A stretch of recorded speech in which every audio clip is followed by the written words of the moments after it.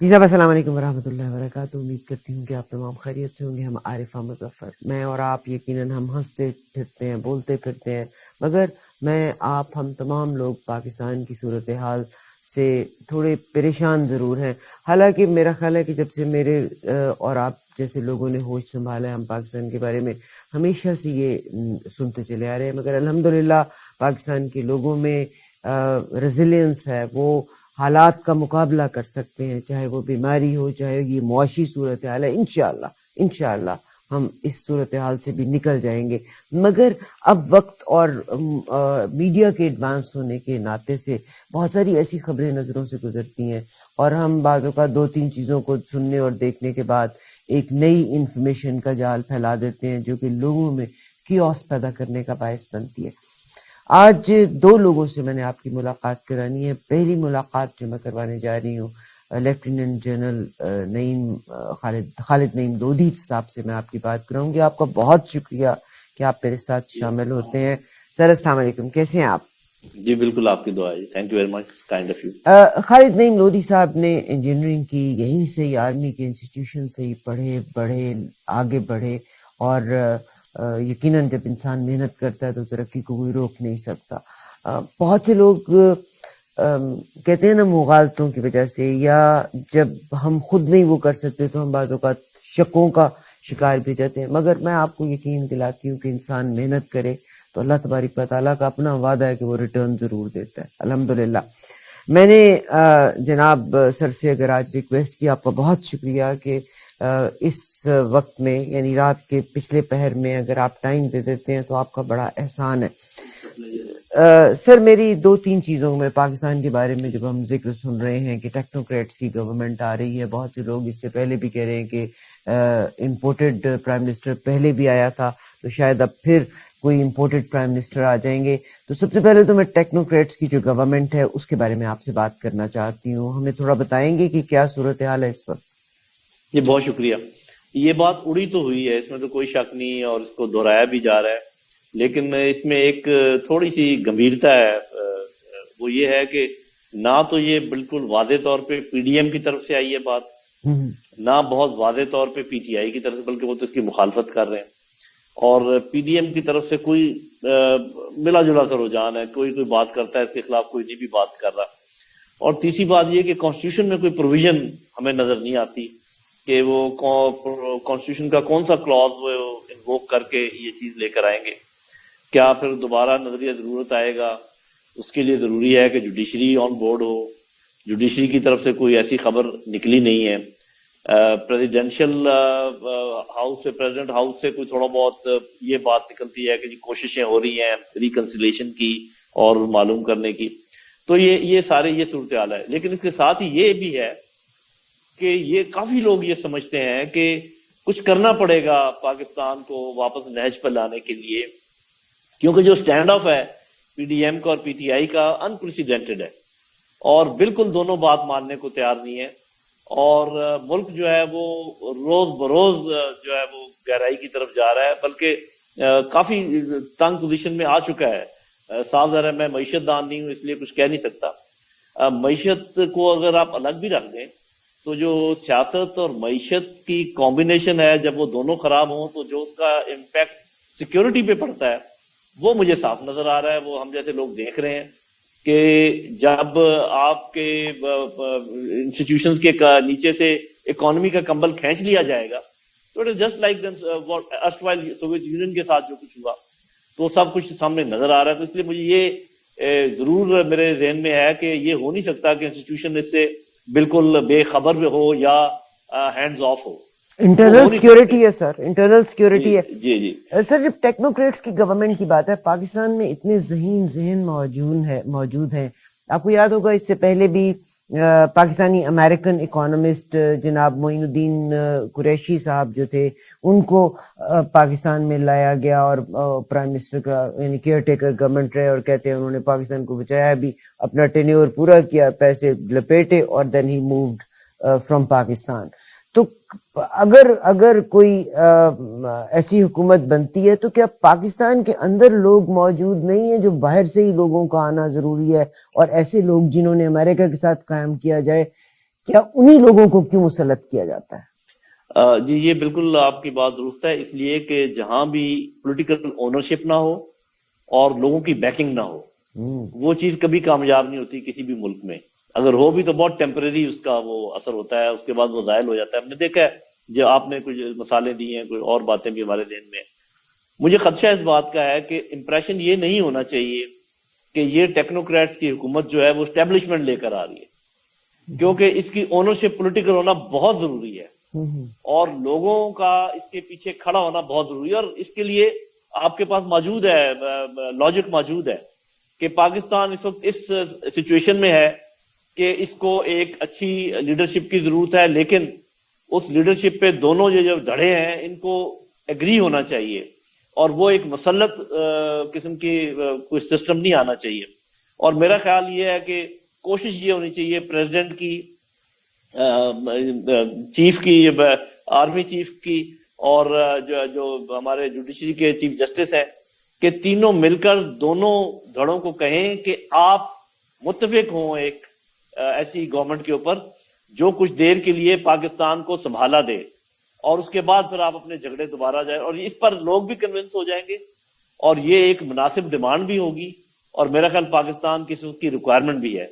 لیکن اگر یہ امپریشن ہوا کہ جی یہ ان دونوں سے بات نہیں بنی تو ابھی اسٹیبلشمنٹ نے یہ فیصلہ کیا ہے کہ جی وہ ٹیکنوکریٹس کی حکومت لائیں گے، میرے خیال میں اٹ ول بیک فائر. ایسا نہیں ہونا چاہیے. سر مجھے لگتا ہے اب مطلب دیکھیے، میں نے ایک شخص کے بارے میں ہمیشہ کہا، بٹا گول کیا اس نے، مگر آرمی پاکستان کی زندہ باد. اب اگر آرمی خاموش ہے تو پولیٹیشین گھسیٹ گھسیٹ کے ان کو لے کے آ رہے ہیں، آرمی کو بیچ میں انوالو کر رہے ہیں. ظاہر ہے اگر ملک کی حالت خطرے میں جائے گی تو پھر تو ماشاء اللہ اگر آتا ہے تو آنا بھی چاہیے. مجھے سر ایک بلکہ بڑی پیاری کتاب ہے، ہماری ایک مس ستنی ہے جنہوں نے یہ کتاب مجھے بھیجی ہے. میں اس کا ایک چیز میں کوئی اس میں کیونکہ نہیں چاہتی کہ میرے سے کوئی کمی اور بیشی ہو جائے، اور یہ پاکستان کی عوام کے نام پہ میں یہ پیراگراف کرنا چاہتی ہوں. وہ کہتے ہیں کہ ریاست کی حیثیت سے حتمی طور پر تعین ہم نہیں کر سکتے شہریوں اور ریاست کی کیا توقعات رکھنی چاہیے. پاکستان قوم کی حیثیت سے ہم اپنا نشان راہ کھوتے جا رہے ہیں.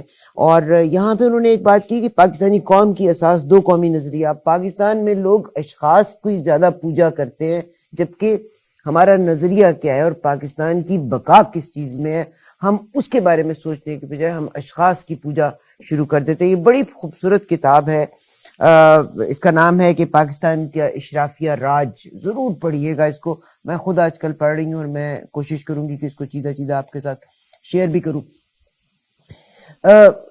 اشخاص کی بجائے ہم نے دیکھنا، ہم کو یہ چاہیے کہ میرے ملک کے لیے کیا چیز بہتر ہے، کون بہتر ہے، زیادہ بہتر کیا چیز ہو سکتی ہے. سر میں تھوڑا سا انٹرنیشنل پالیٹکس کی آپ سے بات کرتے ہوئے، مجھے پتا میری یہ بات بہت سے لوگوں کو ناپسند ہوتی ہے جب میں یہ بات کہتی ہوں کہ پالیٹیشنز ایک بندہ ایک طرف کھینچ رہا ہے، دوسرا دوسری طرف کھینچ رہا ہے. تو اب اپنے بوٹیوں سے ماس ہی الگ کرنا ہے، یا ماس کو بوٹیوں سے ہڈیوں سے الگ کرنے والی بات ہی ہے. فواد چودھری صاحب نے آج ایک بیان دیا ہے جس میں انہوں نے یہ کہا ہے کہ جو گورنمنٹ ہے وہ، یا جو اس وقت کی جو گورنمنٹ ہے، یہ جو نواز شریف صاحب ہیں، وہ مارشل لا لے کے آنا چاہتے ہیں. کچھ اس کے بارے میں فرمائیں گے؟ جی اس میں یہ تو میں نہیں کہہ سکتا کہ ماشاء اللہ وہ لے کر آنا چاہتے ہیں، لیکن اتنا جو جس قسم کی سٹینڈ آف ہے اس میں اتنا ضرور اسیس کر سکتا ہوں کہ دونوں سائڈیں یہ چاہیں گی کہ پی ٹی آئی چاہے گی کہ پی ڈی ایم نہ آئے، ہم آ جائیں تو بہت اچھا ہے، لیکن اگر ہم بھی نہ آ سکیں تو پی ڈی ایم ضرور چلی جائے. سر یہ تو پھر سیلفش، یہ تو سیلفشنس ہے، جو بھی ہے جی، یہ تو سیلفشنس اور ہوگی. یہی سوچ دوسری طرف بھی ہے کہ پی ٹی آئی نہ آئے، ہم آئیں یا نہ، ہم رہیں یا نہ رہیں، لیکن پی ٹی آئی کو دور رکھنے کے لیے کوئی بھی اور آ جائے. یہ دونوں کی طرف اس قسم کی سوچ کا امکان ہے. اتنی ان میں دشمنی ہے، میں حیران ہوں کہ ملک کا مفاد جو ہے دور دور تک نہیں دیکھتے. جیسے ابھی چودھری فواد صاحب نے کہا ہے، اگر کہا ہے تو بہترین طریقہ اس کا یہ ہے کہ وہ ایک لسٹ دیتے ان سٹیپس کی جو کہ ان کی ایک شیڈو گورنمنٹ ہونی چاہیے. ان کے جو ایکسپرٹس ہیں وہ کہیں جی کہ گورنمنٹ کو یہ 10 سٹیپس لینے چاہیے تھے جو انہوں نے نہیں لیے، بجائے اس کے کہ آپ کہیں کہ جی ہم ہوائی فائر جلوس نکال لیں گے. ہاں جی، تو یہ میرا خیال ہے کہ وہ بھی کوئی آبجیکٹو طریقے سے بات نہیں کر رہے مہنگائی کو ختم کرنے کی. مہنگائی ایک انٹرنیشنل فنومنا ہے اور آپ بھی جانتی ہیں, ہم بھی, آپ وہاں پر ہیں, ہمیں پتہ ہے, ہمارے دوست یو کے میں ہیں, یورپ میں ہیں, سب کے ناک میں وہ جو ہے نا دم آیا ہوا ہے اور سب بہت تنگ ہیں. تو اس کے اثرات ہیں, یوکرین کی جنگ ہے اور مسائل ہیں دنیا کے, وہ سب کچھ چل رہا ہے. وی آل نو اٹ. انوائرمنٹ ایسی ہے, بیماریاں پھیلی ہوئی ہیں, موسم تبدیل ہو رہے ہیں. تو یہ پاکستان کو اندرونی طور پہ اپنے سسٹم مضبوط کر کے اس کا مقابلہ کرنے کی ضرورت ہے, بجائے اس کے کہ اس کی رو میں بہ جائے یا پھر یہ کہ اپوزیشن اس پر کوئی اپنے پوائنٹ سکورنگ کرے. اس سے کوئی فائدہ نہیں ہوگا عوام کو. سر بہت شکریہ. میں یہاں پر اپنے تمام لسنرز کی بارے میں کہتی ہوں, باہر جو لوگ بیٹھے ہیں وہ یہ سمجھتے ہیں کہ جن ملکوں میں ڈالر ہے شاید ڈالر درختوں پہ لگتے ہیں. آپ گوگل ہے, اپنے آپ کو ایجوکیٹ کریں. یہاں پر کینیڈا کا میں نومبر کے سٹیٹسٹکس آپ کے ساتھ شیئر کرتی ہوں. مہنگائی کا یہ عالم ہے یہاں پہ کہ جو فوڈ بینکس کے اوپر ڈیپینڈ کرتے ہیں, اور یہاں ایک فوڈ بینک نہیں ملٹیپل فوڈ بینکس ہیں. مسلم بھی ہیں, سکھ کمیونٹی بھی کر رہی ہے, ہر کمیونٹی نے بھی فوڈ بینکس بنائے ہیں, اور ہمارے مین اسٹریم کے فوڈ بینکس بھی ہیں. تو مین اسٹریم کے ایک فوڈ بینک کے مطابق, ایک فوڈ بینک کی میں بات کر رہی ہوں, وہ کہتے ہیں کہ ہم پہ جو لوگوں کی تعداد کا انحصار تھا کئی گنا انکریز, یعنی 2.5 لاکھ سے انکریز ہو کے نومبر کے سٹیٹس کے مطابق 1.6 ملین یعنی 16 لاکھ پہ چلا گیا. اور انہوں نے کہا تھا کہ بائی ڈسمبر دس نمبر جو ہے یہ ایکسیڈ کرے گا 2 ملین پر منتھ جو لوگ ایک فوڈ بینک کے اوپر ڈیپینڈ کرتے ہیں. یہ میں آپ کو کینیڈا کے سٹیٹسٹکس دے رہی ہوں. اس کے ساتھ ساتھ یہاں پہ فوڈ بینکس 2 وقت کے فوڈ کا دیا کرتے تھے. انہوں نے کہا کہ جتنے لوگ ڈیپینڈ کر رہے ہیں فوڈ کے اوپر, کیونکہ پیسے ہی نہیں لوگوں کے پاس گروسری کرنے کے لیے, تو جو لوگ فوڈ کے اوپر ڈیپینڈ کر رہے ہیں ان کا عالم یہ ہے کہ وہ فوڈ بینکس اب 2 وقت کی فوڈ بھی نہیں دیں گے, 1 وقت کی فوڈ دیں گے. یہاں پہ بے شمار پیرنٹس ایسے ہیں جن کے بچے اسکول جاتے ہیں تو دے ڈونٹ ہیو منی کہ ان کو بریک فاسٹ کرا کے دیں. یہاں کی ایجنسیز اور یہاں کی جو این جی اوز ہیں وہ کام کر کے ان کو بریک فاسٹ اسکول میں پرووائڈ کرتی ہیں. یہ میں آپ کو کینیڈا کی صورتحال بتا رہی ہوں. جو لوگ پاکستان میں پروگرام سن رہے ہیں نا, آپ کے رشتہ دار جب وہاں آتے ہیں تو وہ لون لے کے یہاں سے آتے ہیں, رج کے خرچ کرتے ہیں. آپ سمجھتے ہیں پتہ نہیں کتنے کے پیسے ہوں گے. اللہ گواہ, حالات پوری دنیا کے بیڈ ہیں. اٹس جیو پولیٹیکل کرائسس میں سے ہم گزر رہے ہیں, اوپر سے کووڈ دوبارہ پھر ہمارے اوپر نازل ہوتا چلا جا رہا ہے. تو میں اللہ کرے کہ میرے پاکستان کی ٹیلی ویژنز ان چیزوں کے بارے میں بات کریں. یعنی ہمیں ایک ہی چیز کے پیچھے لگایا ہوا ہے کہ اس کا قصور ہے, اس کا قصور ہے, اس کا قصور ہے. کوئی بھی شخص اپنے آپ کو صحیح کرنے کے خیال میں نہیں ہے. سر مجھے میرا تھوڑا وہم ہو رہا ہے, جناب حسین حقانی صاحب نے اپنی زندگی کو گزار دیا, پاکستان کے امبیسڈر رہے, اور اس دور میں یہ دور تھا جناب زرداری صاحب کا دور تھا. اور جو کچھ ہوا آپ کو بھی پتہ ہے, مجھے بھی پتہ ہے کہ کتنے کنٹینرز کے کنٹینر پاکستان جایا کرتے ہوتے تھے, اور پاکستان میرے گھر میں میرے سیکورٹی ایجنسیز بھی ان کنٹینرز کو نہیں کھول سکتی تھی.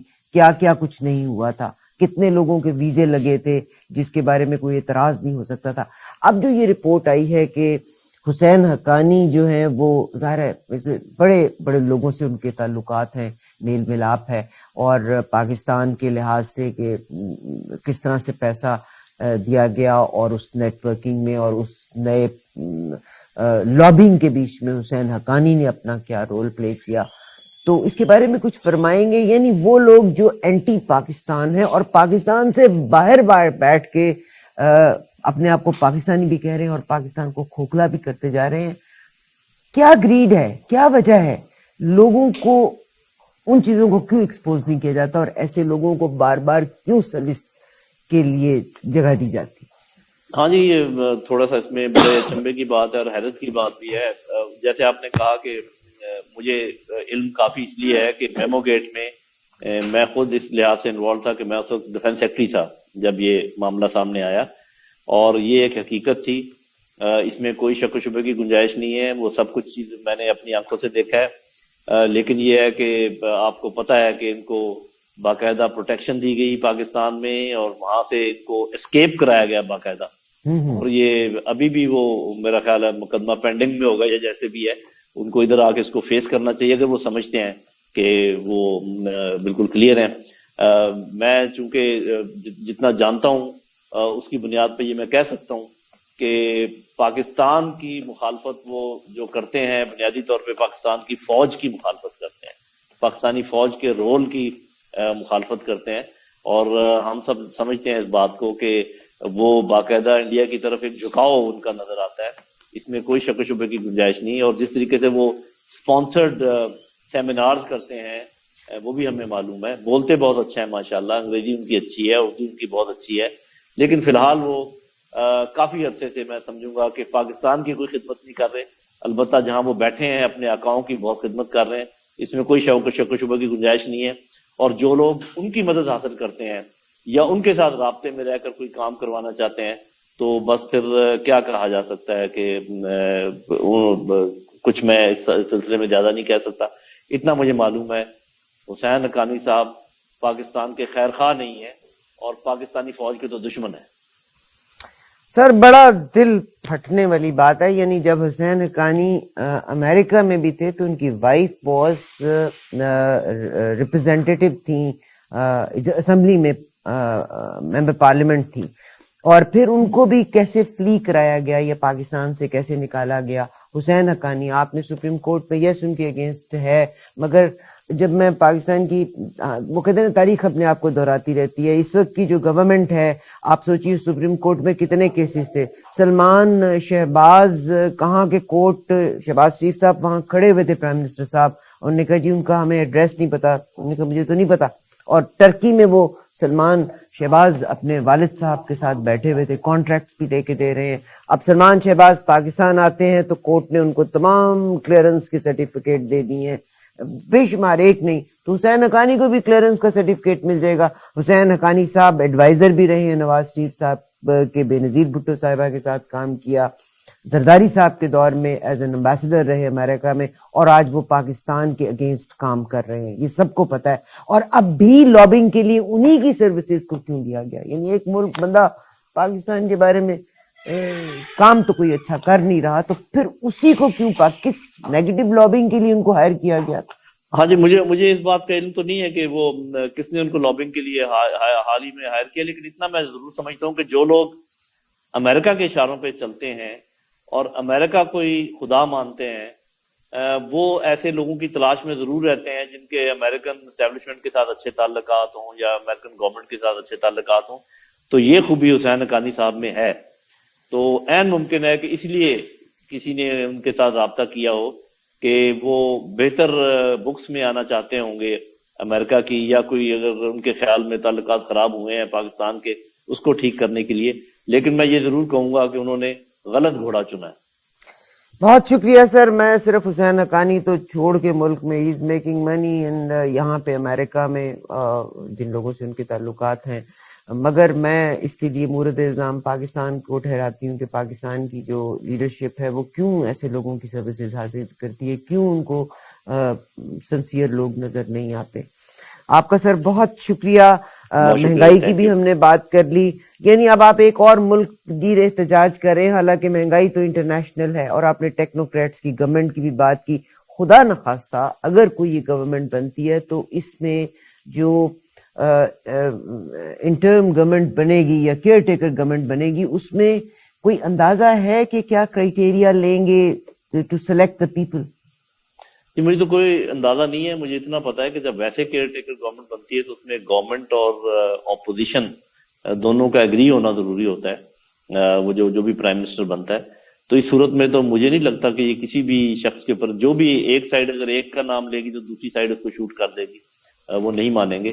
تو اس کا وہی ایک طریقہ لگتا ہے کہ اگر chief justice of Pakistan, president of Pakistan, chief of army staff, یہ لوگ نام پرپوز کریں، اور لیکن ایکسیپٹ کرنا بہت ضروری ہے دونوں سائڈوں کا، انفورس نہ کریں اس کو، جس کے امکانات ہیں، اس لیے کہ لوگ جو ہیں بہت تنگ ہیں اور وہ کسی بھی ایسی ارینجمنٹ کو مان لیں گے جس میں کوئی سیاسی مخالفت نہ ہو، اور جو ایک اس ایجنڈے کے ساتھ آئے کہ پاکستان کے جو گمبھیر مسائل ہیں ان کو نیوٹرل رہ کر اور نان امپارشل رہ کر، میں امپارشلٹی کی بات کروں from political point of view, رہ کر صرف اکانومی کو اور سیکیورٹی کو، انٹرنیشنل پالیٹکس جو ہمارا فورن پالیسی وغیرہ ہے ان کو ذہن میں رکھ کے آگے چلے. لیکن اس کے لیے بہت ضروری ہے, میں دوبارہ دہرا دوں, کہ اونرشپ پولیٹیکل ہونی چاہیے, اور بے شک نیچے ٹیکنوکریٹس ہوں. جو ٹاپ کا بندہ جو وزیر اعظم بنے, he should be a political person in the sense کہ ایکسیپٹیبل ٹو آل, کہ اس کی پرسنالٹی کے متعلق, اس کے کردار کے متعلق تمام لوگوں کو یقین ہو کہ یہ ایک ایسا شخص ہے جو صرف پاکستان کی سوچتا ہے. ایسا نہیں ہے کہ ایسے لوگ پاکستان میں موجود نہیں ہیں, موجود ہیں. اب دیکھتے ہیں کہ قرآن کس کے نام نکلتا ہے, اگر یہ بات سچ ہے.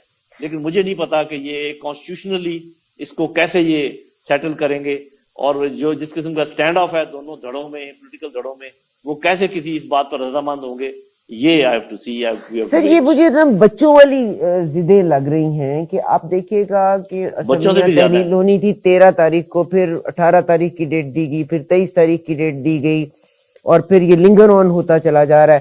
اب استعفوں کی بات ہے تو وہ کہتے ہیں جی ہم اجتماعی استعفے دیں گے. وہ جو آپ کے اسپیکر ہیں وہ کہتے ہیں نہیں ایک ایک بندہ میرے پاس آئے. یعنی اتنی معمولی ایک کام اگر کرنا ہے تو کر گزرو, دھمکیاں دینے کی کیا ضرورت ہے؟ مطلب یہ نہیں کہ میرا کسی کے اگینسٹ یا کسی کی فیور میں ہو. خدا کا واسطہ ملک کو تو چلنے دو. سر اب میرا آخری سوال ہے, ملک میں ڈالر ہے کوئی نہیں, کون ہے جو یہ ڈالر کو پاکستان سے افغانستان کی طرف؟ پہلی بات تو یہ کہ نشاط ٹیکسٹائل نے بھی شاید اپنے شارٹ لسٹ کر دی ہیں بندے, جو لاہور میں ان کا ادارہ کام کر رہا تھا. انڈسٹری ہماری چل نہیں رہی, ایکسپورٹس ہمارے پاس ہیں کوئی نہیں.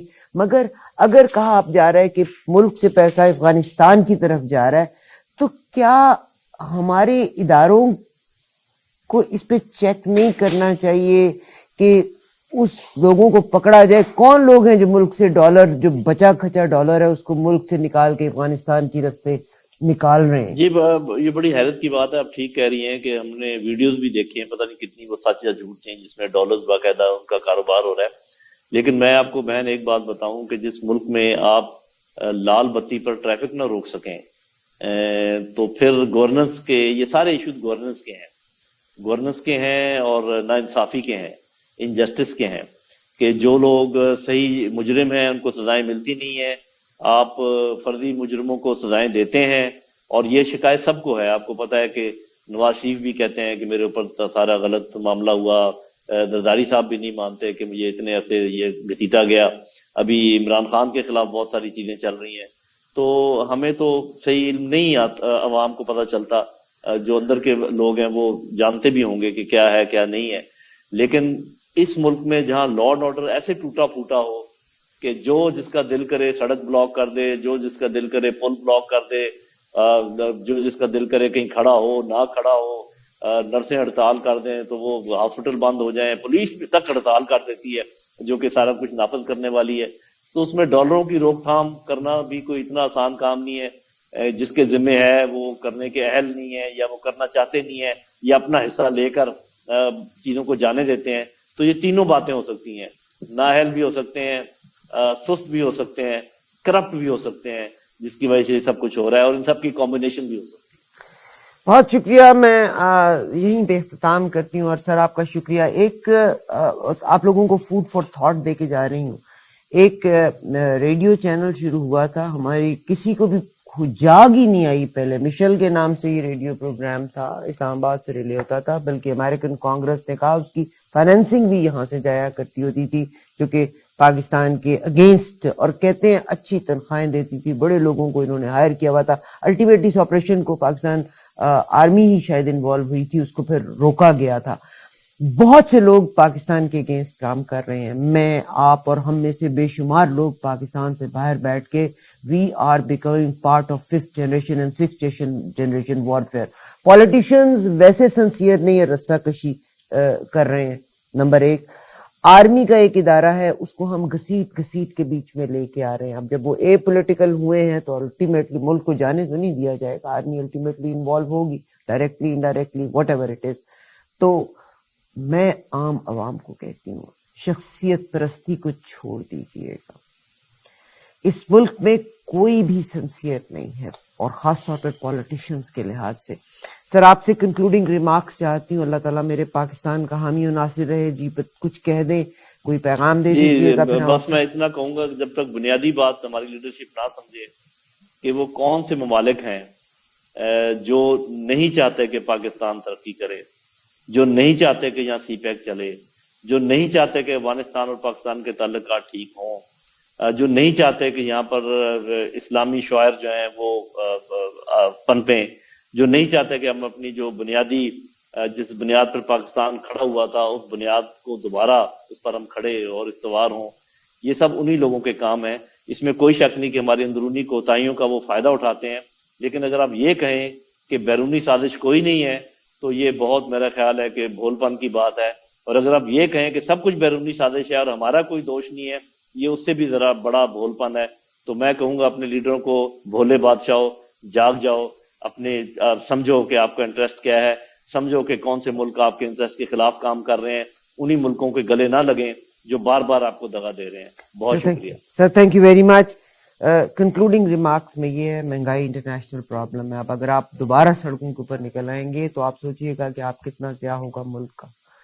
جی، اس میں تو کوئی شک و شبے کی گنجائش ہی نہیں ہے کہ جو لہر ہے اس کی مہنگائی کی، وہ تو ایک بین الاقوامی لہر ہے جی سر، اور اس کے جو محرکات ہیں وہ بالکل سامنے ہیں، لکھے ہوئے ہیں۔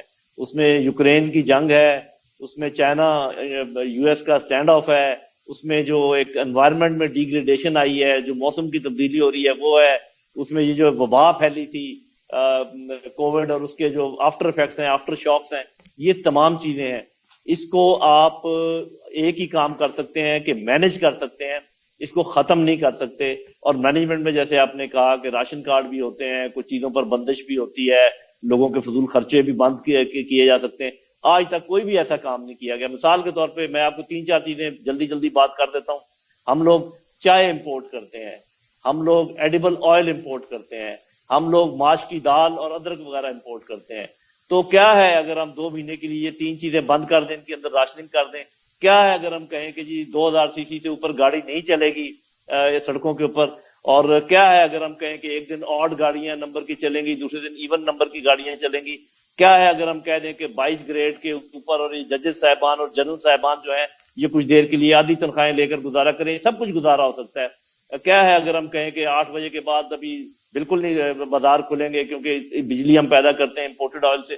میری بہن بہت کچھ ہو سکتا ہے، شور شرابہ بہت مچا رکھا ہے، واویلا بہت ہے، کیا کچھ نہیں ابھی تک۔ سر لوگوں کے پاس انت کا پیسہ ہے پاکستان میں۔ میرا خیال ہے کہ ایک پروفیسر بھی گریڈ 21 کے بیچ میں ہوتا ہے، ٹیچرز معمار ہوتے ہیں، وہ اپنے پیٹرول خود لیتے ہیں، اپنی گاڑیاں خود لیتے ہیں۔ کوئی ریفارمز ہم کو چاہیے اور اسٹرکٹ بندہ چاہیے۔ آپ لوگ عوام رول پلے کرے، الیکشن آف دا پیپل جس میں آپ نے ووٹ کرنا ہے، آپ نے کس کو کرنا ہے۔ اور سر یہ جو بڑی پوزیشنز کے لوگ ہیں ان کی گاڑیاں نہ دی جائیں، ان کو پیٹرول نہ دیا جائے، یعنی غریب آدمی جو آپ کو ٹیکس پے کرتا ہے تنخواہ والا، اس کو تو آپ کوئی مراعات دیتے نہیں ہیں۔ اور یہ وہ لوگ جو غلط فیصلے کر رہے ہیں ان کو آپ گاڑی بھی دیتے ہیں، پیٹرول بھی دیتے ہیں۔ گورنمنٹ کو یہاں پر کٹس کرنے بہت ضروری ہیں۔ جی، ہر چیز میں مناسبت لانے کی ضرورت ہے، بالکل ٹھیک کہہ رہی ہیں۔ میں یہ ہمیشہ کہا کرتا ہوں کہ جمہوریت میں یہ کافی نہیں ہے کہ آپ یہ پتہ لگائیں کہ کون سے لوگ ہیں جو ووٹ لیتے ہیں، آپ یہ بھی پتہ لگائیں کہ کون سے لوگ ہیں جو اہل ہیں اور ان کو سامنے لے کر آئیں، ان میں سے سلیکٹ کریں جو بھی ہے۔ اور کیپٹلزم کے بارے میں یہ کہا کرتا ہوں کہ اس میں کیپنگ کی ضرورت ہے، اپر کیپ ضرور لگائیں۔ آپ یہ نہ کہیں کہ مادر پدر آزاد معیشت ہے، جو جس کا دل آتا ہے کمائے، جتنا جس کا ہاتھ پڑتا ہے پڑ جائے۔ نیچے غریب آدمی کے لیے منیمم ویجز آپ رکھیں جو اچھی ہونی چاہیے، اور اوپر آپ میکسیمم کے اوپر بھی اور پروفٹس کے اوپر، ہر چیز کے اوپر تھوڑا سا کنٹرول کریں۔ یہ نہیں ہو سکتا کہ آج آپ نے ایک مرغی 5 روپے کی خریدی ہے، کل آپ بازار میں 15 روپے کی بیچیں، آپ کہیں جی یہ مارکیٹ فورسز ہیں۔ Market forces plus some measures, regulatory measures یہ ہونے چاہیے پاکستان جیسے ملک میں۔ یہاں پر جمہوریت اور کیپٹلزم کو مادر پدر آزاد نہیں چھوڑا جا سکتا۔ سر آپ کا بہت شکریہ جناب لودھی صاحب، لیٹ نائٹ آپ نے میرے سے بات کی، بہت ساری چیزوں کے بارے میں جواب ملا۔ اللہ تعالیٰ پاکستان کا حامی و ناصر رہے۔ آپ کا بہت شکریہ، خدا حافظ۔